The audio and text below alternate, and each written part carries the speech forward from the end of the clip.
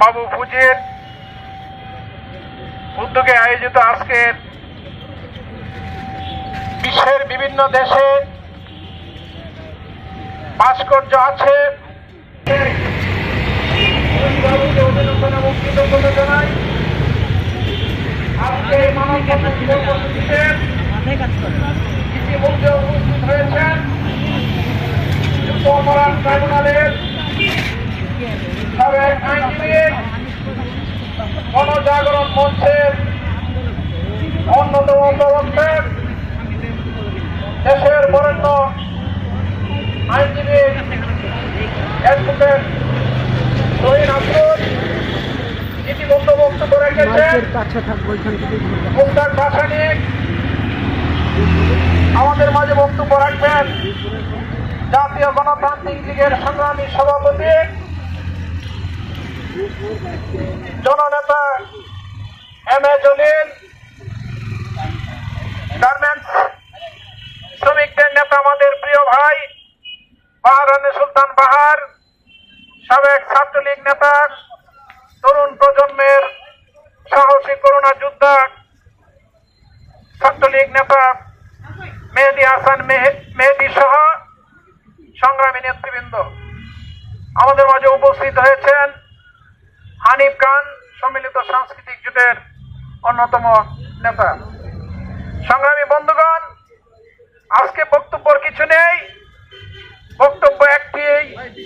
মুস্তাক ভাসানী যে কথাটি বলেছেন, বাংলাদেশের স্থপতি হাজার বছরের শ্রেষ্ঠ বাঙালি, সর্বকালের সর্বশ্রেষ্ঠ বাঙালি, জাতির পিতা বঙ্গবন্ধু শেখ মুজিবুর রহমানের আগামীকাল ৪৯তম স্বদেশ প্রত্যাবর্তন দিবস এবং মুজিব বর্ষের এই শুভক্ষণে বাঙালি জাতি যেখানে স্বাধীনতার সুবর্ণ জয়ন্তী এবং মুজিব বর্ষ পালন করার জন্য আজকে জাতির পিতার কন্যা জননেত্রী শেখ হাসিনার নেতৃত্বে ঐক্যবদ্ধ হয়ে দল মত নির্বিশেষে সকলে ঐক্যবদ্ধ থেকে জাতির কন্যা জননেত্রী শেখ হাসিনার হাতকে শক্তিশালী করে ১৯৭১ সালের বন্ধুপ্রতিম যে সমস্ত রাষ্ট্রপ্রধানরা আমাদের সেই দিন আমাদের পাশে দাঁড়িয়েছিল, তাদেরকে নিয়ে যখন আমরা সুবর্ণ জয়ন্তী উদযাপন করব, সেই মুহূর্তে ৭১-এর পরাজিত শক্তি সেই মৌলবাদী গোষ্ঠী আবারও মাথা ছাড়া দিয়ে উঠেছে।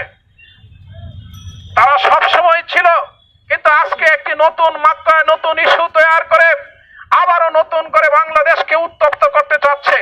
আজকে সেই শক্তিকে পরাজিত করার দাবিতেই তুহিন আফরোজ সহ আমরা এখানে দাঁড়িয়েছি। আজকে আমাদের বক্তব্যটি অত্যন্ত পরিষ্কার। বাংলাদেশ একটি অসাম্প্রদায়িক বাংলাদেশ, বাংলাদেশ ৭২-এর সংবিধানের বাংলাদেশ। এই দেশটি হচ্ছে ধর্মনিরপেক্ষ একটি রাষ্ট্রের বাংলাদেশ।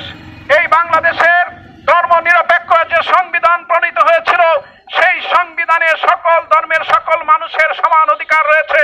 তাই আমরা আজকে পরিষ্কারভাবে বলতে চাই, বাংলাদেশের ভাস্কর্য থাকবে, সকল ধর্মাবলম্বীদের যে সমস্ত মূর্তি রয়েছে সেইগুলিও থাকবে, সেইগুলি থাকার অঙ্গীকার ব্যক্ত করে আমরা পরিষ্কারভাবে বলতে চাই, যার যার ধর্ম সে পালন করবে, যার যার বিশ্বাস সেই জায়গা থেকে এই বাংলাদেশে বসবাস করবে।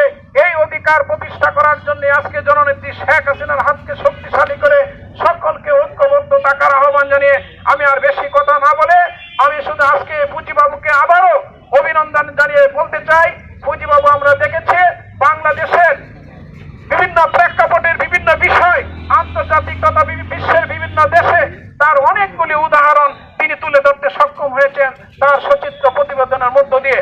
আজকে আমরা দেখেছি জাতির পিতার কন্যা জননেত্রী শেখ হাসিনা যখন গ্রামের প্রত্যেকটি শিশুর হাতে বছরের প্রথম দিনে বই পৌঁছে দিয়েছেন, সেই দৃশ্যগুলি সে বাংলাদেশ তথা ফ্রান্স, ব্রিটেন সহ বিভিন্ন দেশে সেই চিত্র প্রদর্শনীর মধ্য দিয়ে সেটি বাংলাদেশের এই যে অর্জন সেগুলি তুলে ধরেছেন। আমরা বিশ্বাস করি বাংলাদেশের মানুষ যে জায়গায় বিশ্বাস করে মুজিবুর নেতৃত্বে বিশ্বের বহু দেশে সেটি প্রতিফলিত হবে। এই কথা ব্যক্ত করে আবারও তুহিন আফরোজকে ধন্যবাদ জানিয়ে আমি আমার কথা এখানে শেষ করছি।